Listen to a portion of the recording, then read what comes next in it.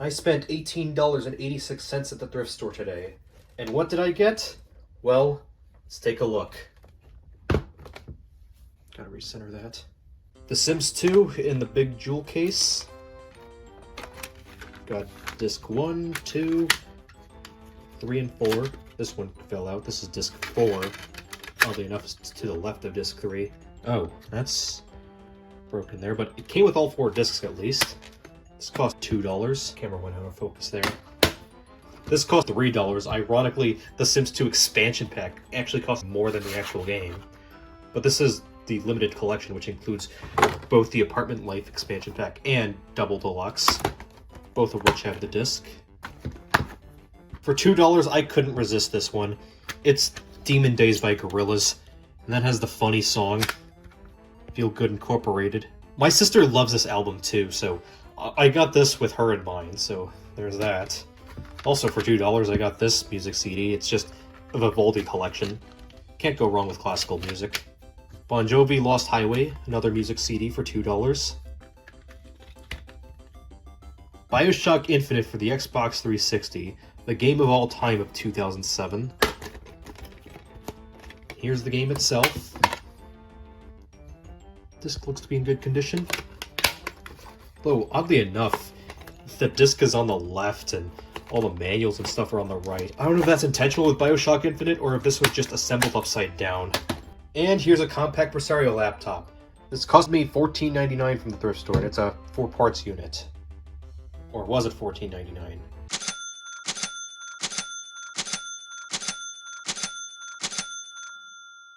Yeah, none of that adds up to $18.86, so where'd you get $18.86 from? Well, the blue tags were 75% off at the thrift store today, so instead of paying $15, I only paid $3.75. So, for a 4 parts unit, I was like, why not? Let's open it, and we got the haha funny AMD Duron. And a really dirty screen. Or a really dirty corner, at least. I need to clean that. I'll do it later. For an old laptop from like 2001 at the thrift store, I've definitely seen worse than this, especially for much more money than $3.75, but it's definitely not in ideal condition. The top looks okay. The hinges work just fine. The palm rest is loose. The keyboard wasn't fully secured in originally, but that's maybe because I clicked the palm rest back on. That didn't have any screws. Trackpad click buttons seem to work just fine. Got a little scroll thing here. It's made of rubber and it's not very clicky, and I think that's intentional. Front we got, I believe these are volume buttons. Most other laptop manufacturers at the time didn't have volume buttons, if I'm not mistaken, or at least Dell didn't. Left side is complete with a DVD-ROM drive, so that's actually pretty good for 2001. CDRW drive as well, so that's also really cool, and got a floppy drive on the left. 2 USB 2.0 ports, or not 2.0, but USB 1.1 ports, were the Dell Latitude PP01L series from the same time, which was considerably higher end than this. That only had 1 USB port, even with the C640 update. Got VGA, TV out, which is composite. Got a PS2 mouse port, parallel port, Ethernet, power jack, which I don't have the charger for this. This did not have the charger, but I might have a tip for my Universal. Got a 56K modem jack. Oh, that kind of snapped there. Got headphone, microphone jacks, 2 PCMCIe card slots with a single eject button. The camera just go out of focus. And this is where the battery would go, but the battery doesn't exist. Now let's turn to the bottom, and that's not ideal. The little card here, which I think is for the modem or possibly Wi-Fi, but I doubt that this would have had Wi-Fi because I don't see an antenna. That door is missing, and the door for the RAM slot is missing, and it's only a single RAM slot. This might have some memory soldered to the board, but I'm not entirely sure about that. It probably did, knowing budget laptops from 2001. And this also has a key for Windows ME. Oh, and what's also pretty cool about this laptop is that it has proppable feet. So I didn't mention the model number of this laptop. This is a compact Presario 1200Z, a line of relatively low-end to maybe mid-range laptops from 2000 to 2001. Some of my friends had 1200s of their own, And one of them got a really junky model with a Celeron, and that had a 12-inch screen in this chassis, so the bezels were huge. And not only that, but it shipped with an STN passive matrix screen in 2001. In case you don't know anything about passive matrix screens, their refresh rate is very low and it's awful to look at. One of my friends told me that this compact Presario 1200Z actually has one of the better screens, which I'm assuming so because this is 14 inches, and because this is using the full size of the laptop bezel, then this probably has at least a 1024x768 TFT display, which is way better than STN. Another thing we can note is that this laptop has JBL Pro speakers. They probably sound like crap, but hey, it's got the JBL name. That was a selling point, I guess. You can see it was designed for both Windows 2000 Professional and Windows Me, but the bottom license shows that this came with Windows Me, and this has an AMD Neuron processor, which is basically the AMD equivalent of Celerons at the time. And they were actually considerably better than the Celerons, and even the Pentium 3s for that matter. I have to lift up over here so we can get under the palm rest, because, what was it? Oh, this cable came unconnected, but something kind of interesting about this laptop, this is probably just something that I've never seen before personally, but this actually uses an IDE cable to connect to the hard drive, which I've never seen on a laptop before. And yeah, this didn't have anything connected to it. I think there's a date here, 30/07/22, replaced with compact spare. So this predated the HP compact acquisition. Oh, also, I checked this manufacturer date code over here, and I think it says approximately May 12, 2001. So this would have been right around the time of the release of, I believe it was codenamed Morgan Durons, because first came Spitfire on desktop and then Morgan, but this uses a mobile Duron, so it might not be the same. This might just straight up use a desktop Duron, because I know some compact Presario 1200s that were the Intel versions, those used desktop Celerons for socket 370 rather than mobile Celerons for socket 495. First thing I want to try before I plug anything in, break up my universal and see if I have a tip. Let's get rid of this one. This was my Lenovo tip for older ThinkPads. So we can empty these.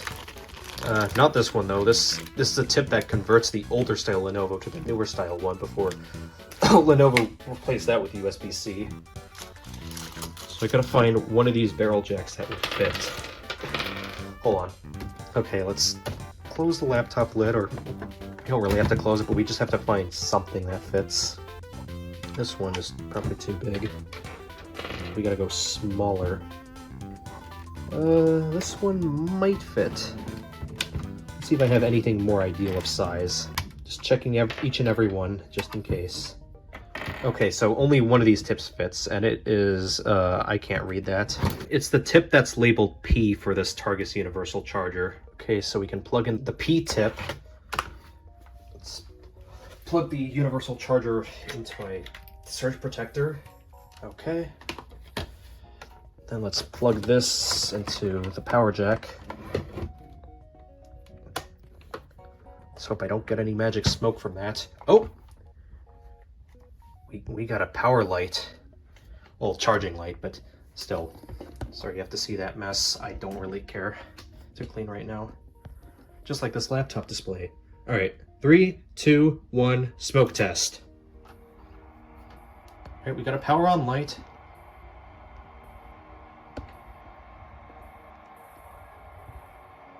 The fan's spinning.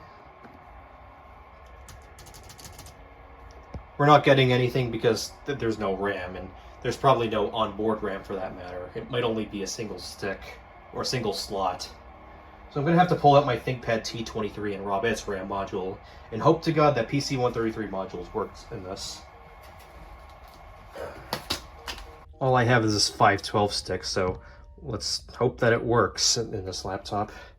Because this laptop might not even take 512 megabytes of RAM, although I'm pretty sure it will. Alright, let's just stick this in like so. At least I don't have to remove a RAM cover. That's the one thing, that's the one benefit of missing all your covers. Well, usually I prefer to avoid laptops that are missing those covers. But for $3.75, you can't be too picky, I guess. Alright, smoke test. Will it like my RAM module?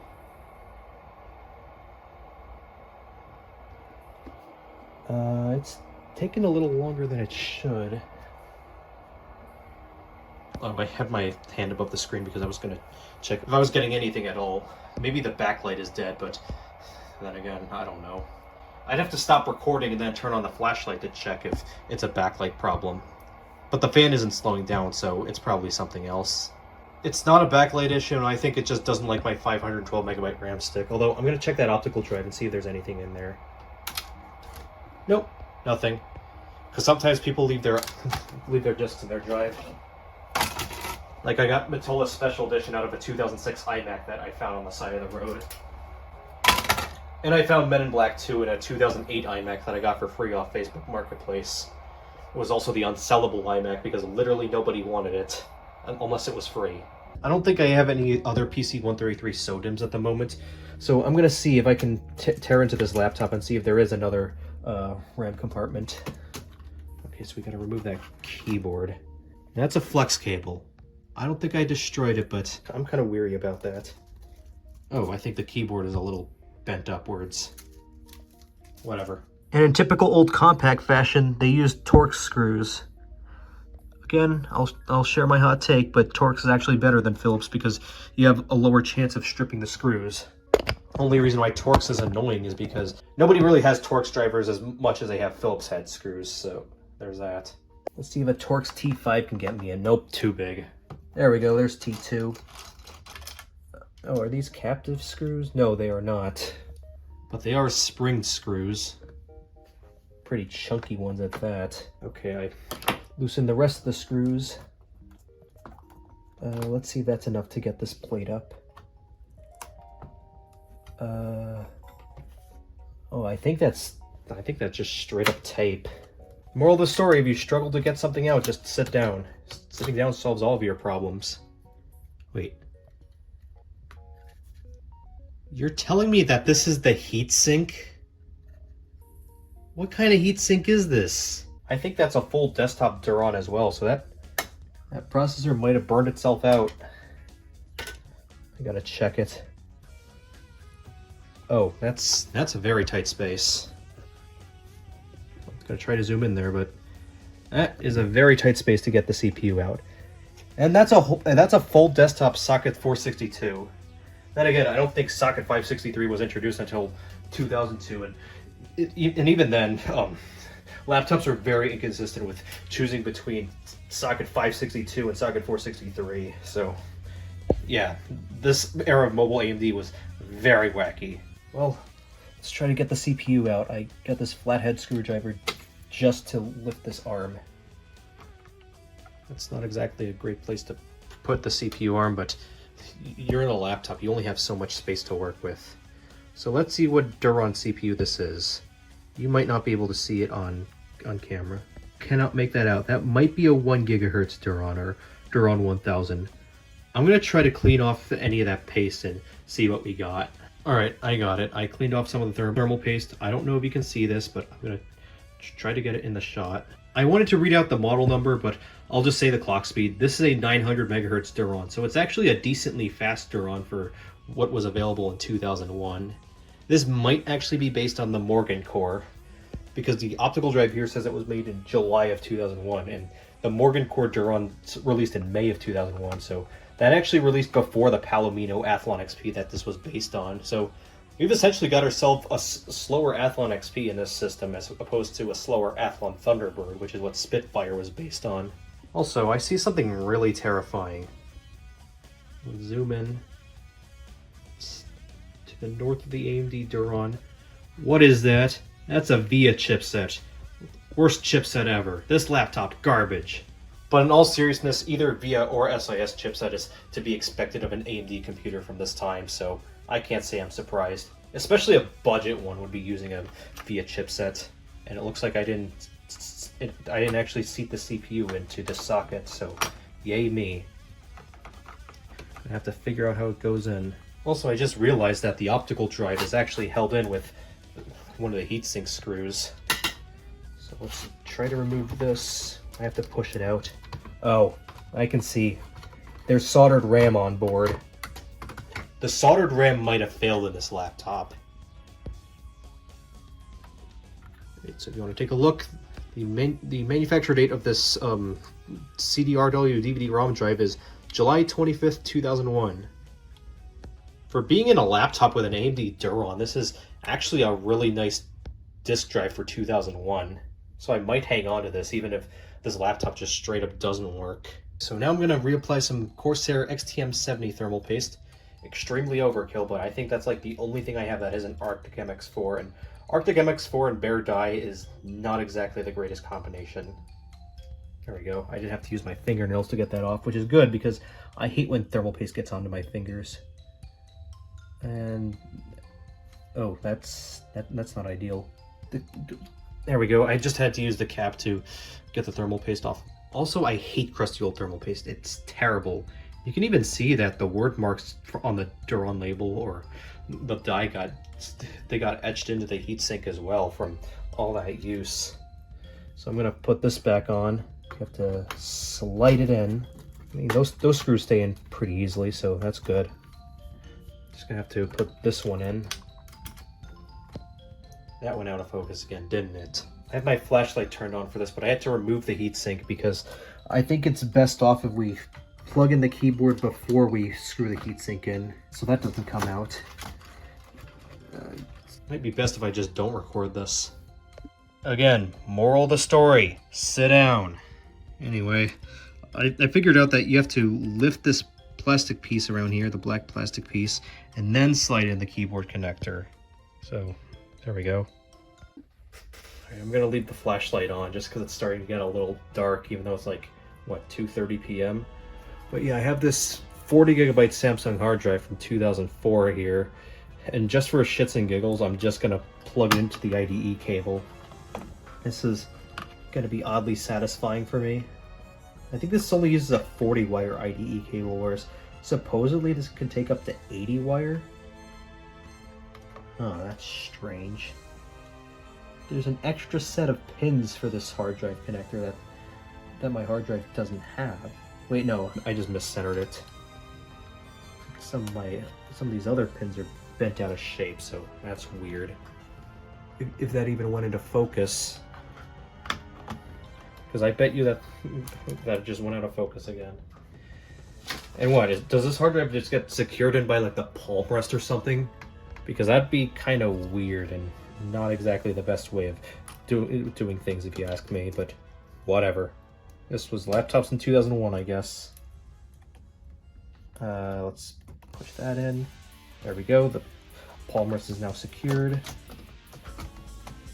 And just so I'm not posting with too much RAM, I took out the 512 meg stick here. Let's see if this laptop actually powers on with a hard drive. Oh, I can hear the hard drive, so that's good. The power LED lights didn't come on though. I probably didn't plug in. I probably didn't plug in the palm rest correctly. Either that, or the RAM or the CPU has failed, or maybe even the CMOS battery doesn't work. I don't know. Maybe I'll make a part 2 to this video in the future, but this was just a video I wanted to make to see if the $3.45 laptop, no, not $3.45, $3.75 laptop from the thrift store worked. So that does it for this video. I can't say that I'm too disappointed because this is a $3.75 thrift store laptop. I was expecting it to not even be able to receive power at all. And yeah, this is my first video since like September, so I just wanted to get something made. And I feel like this one actually came out well enough to where I actually want to edit it together and upload it onto YouTube, whereas the past, like, what, 3, maybe even 4 videos have just not come out to my liking. So this one actually comes out to my liking enough to make me want to post it on YouTube. So yeah, anyway, I'll see you in the next video. 3 days later. Can you tell that this packaging was clearly designed for something larger? I had completely neglected something pretty important in my last video with the $3.75 laptop. To the north of the AMD Duron processor and west of the VIA chipset, there was a little battery, a CR1220 size, that is probably the original 22-year-old battery, and as a result no longer works. Here's said original battery if you're curious. It's a Maxell CR1220. Given how uncommon CR1220 batteries are, this is most certainly the original, and it was most certainly never replaced. And some laptops don't exactly like it when you don't have a fresh CMOS battery, because then they'll act dead. Even some 4th gen Dell Optiplexes will act that way, because the Intel 8 series chipsets, and C226 for that matter, and the Precision T1700 will act dead if it doesn't have the right amount of CMOS voltage. So I went and got this battery from Ace Hardware for about $8, which I admit I probably overpaid, but that was just a quick drive to Ace Hardware and a quick checkout. Whereas if I wanted to get battery much cheaper off of eBay, it would have taken quite a while to get just my single battery for probably like $2 or something like that, or a pack of 5, which I don't need, for $3. Yeah, this was probably a terrible value objectively, but this is just something that I want to get done with relatively quickly. So let's bring out our guinea pig for this battery. Not $14.99, it's $3.75. I've already torn apart whatever I could when it comes to the palm rest and keyboard. Wait, no, I plugged the palm rest back in. Let's unplug that. Put that aside. Flip down the keyboard. Let's not unplug it. But this time I'm just going to remove the Torx screws.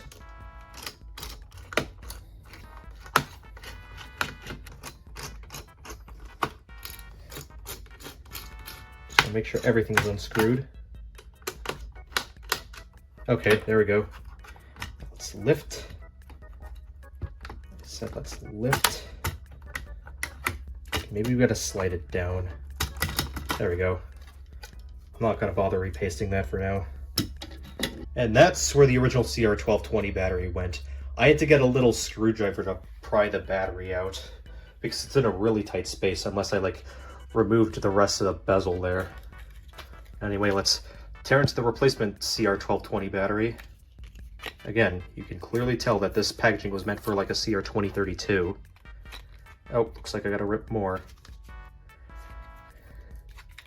Yeah, I'll have good luck returning this if I don't need this battery.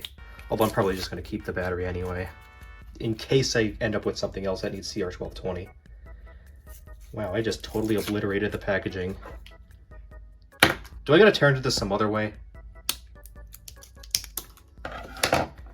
Sometimes you gotta get a little brutal with these things. Here it is, fresh Energizer CR1220. If I really wanted to wait a week, I could have gotten some Puxels. As funny as that would have been, I just wanted to put this in as soon as possible, because I already had to order a replacement cable for my iPod. And wow, you totally did not see that. I swear, my iPhone 13's autofocus is broken or something. Alright, now let's put this big stupid heatsink back on. Just gotta slide it in the correct way.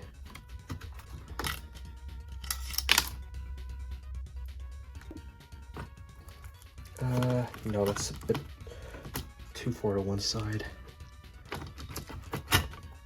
Right, there we go, I got it. Just gotta get that other screw and secure it back in. Oh, get on there, whatever.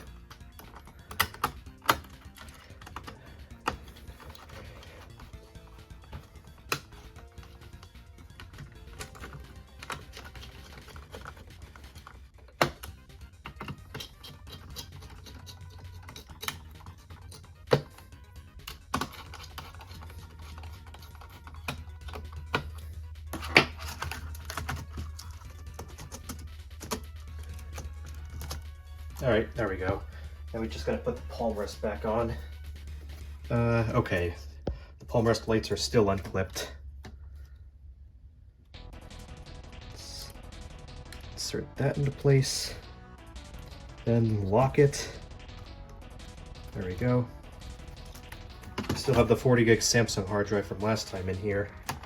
I didn't bother removing that. Just, you know, in case I do get this working. I'm not gonna bother clipping this back into place. Let's plug in my universal charger. There we go. We got the charging light. Now let's see if this laptop actually works with the replacement battery.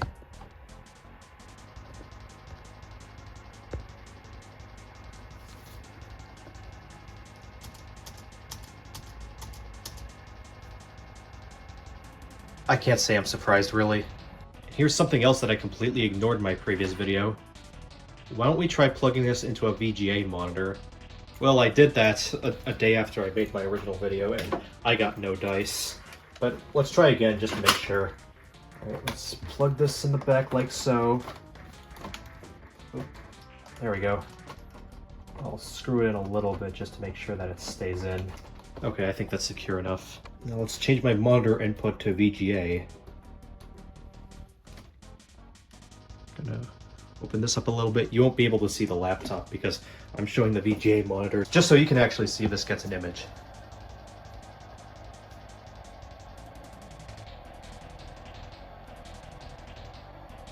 No, I guess not. So yeah, that's gonna do it for this video. I can't say I'm too disappointed or too surprised that this doesn't work because, again, it's an old compact laptop from 2001 that uses an AMD processor. And chances are that these things are just unreliable to begin with. I just wanted to make this as some sort of quote-unquote test video because I got a couple of comments in my previous video saying that my background music was too loud. And yeah, I will admit, even before I got those comments, I was rewatching my video and the background music was just too loud. So I'm trying to keep it lower for this video and any future videos to come. I might just drop it altogether. It really depends on how I feel about having it. So yeah, there's a good chance that I'm going to sell this laptop off for parts because I've already been spending a lot of money lately and I need to recoup some of the costs for other things. So yeah, I'll see you in the next video.